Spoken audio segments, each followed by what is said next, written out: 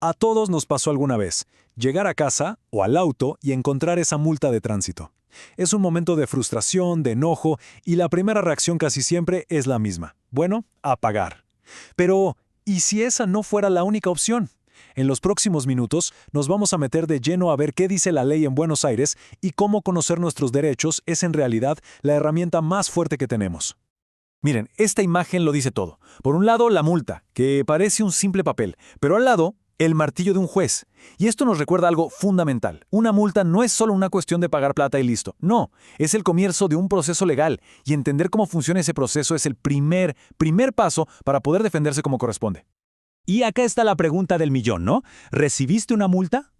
¿La única salida es pagar? Y la respuesta, para que quede claro desde el vamos, es no. La ley nos da caminos para cuestionar una multa, pero claro, para poder usarlos, primero hay que conocerlos. Bueno, ahora sí, vamos a ver los detalles. ¿Ok? Este es el punto de partida.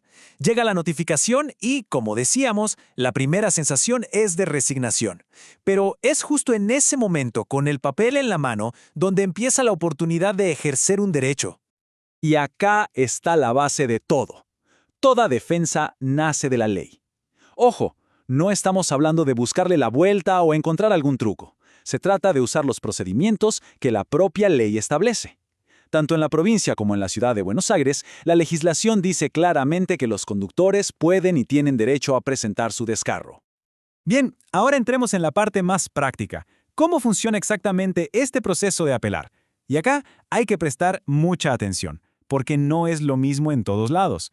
Este cuadro es clave para entender las diferencias. Fíjense que el plazo es súper ajustado en ambos lugares, solo 5 días.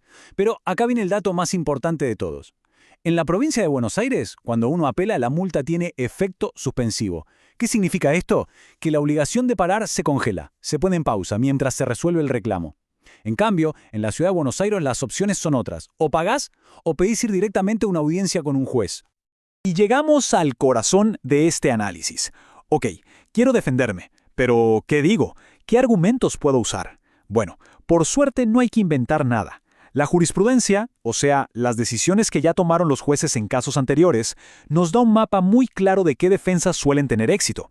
La primera línea de defensa muchas veces no tiene que ver con si pasamos en rojo o no, o si íbamos rápido, tiene que ver con el procedimiento. Antes de discutir la infracción en sí, hay que poner la lupa en cómo se hizo todo. Si el proceso tiene fallas desde el inicio, todo lo que viene después puede caerse. Y el primer error, muy a menudo, está en cómo y cuándo nos notifican. Estos son 3 errores garrafales que pueden anular una multa. Primero, que nunca te hayan notificado formalmente. Si el papel nunca llegó como corresponde, se está violando el derecho a defensa. Segundo, la notificación tardía. La ley es clara. Tienen 60 días hábiles para enviarla. Si se pasan, ya no es válida. Y tercero, y esto es muy común, que el acta esté incompleta. No alcanza con que diga maniobra peligrosa. Tiene que describir con lujo de detalles qué se supone que hiciste mal. Y esta cita del juez José Luis Ares es, la verdad, brillante. Lo que dice es muy simple. Copiar y pegar el texto de la ley en el acta de infracción no sirve. El agente de tránsito tiene que explicar por qué hizo el conductor. Se cruzó de carril sin avisar, dobló donde no debía, algo concreto. Sin ese detalle, ¿cómo te defendés? Es imposible. Y por eso el procedimiento se cae. Bueno, dejemos los papeles un segundo y vayamos a la calle. La segunda línea de defensa ataca al método. O sea, ¿cómo se comprobó la supuesta infracción? Esto es importantísimo, sobre todo ahora con tantos sistemas automáticos como los radares que han generado fallos judiciales súper interesantes. Estos argumentos, que vienen de un fallo conocido como Weber-Brunner, son potentísimos. Miremos el primer punto. No detener al vehículo. Se supone que el fin de la ley es prevenir, ¿verdad? Entonces, si un radar te detecta a alta velocidad, ¿no sería más lógico y seguro que un puesto de control te detenga unos kilómetros más adelante para notificarte en persona, en lugar de solo mandar una fotomulta meses después?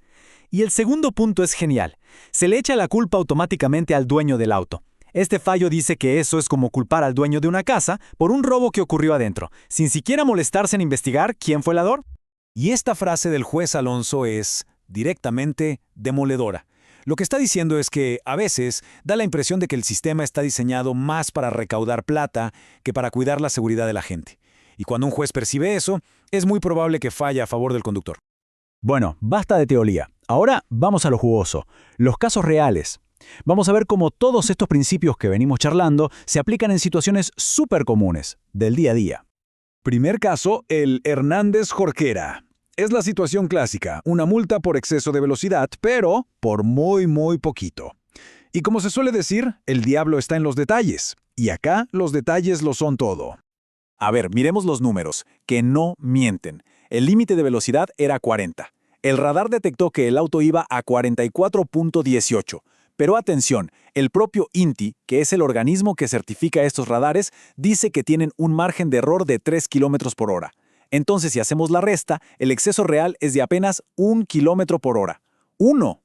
Y acá es donde la justicia aplicó algo llamado principio de insignificancia. Básicamente, lo que dijo el juez es que si la falta es tan pero tan pequeña que ni siquiera representa un peligro real, no tiene sentido castigarla. Es una conducta atípica, o sea, no es el tipo de infracción grave que la ley busca sancionar, y la multa se anuló.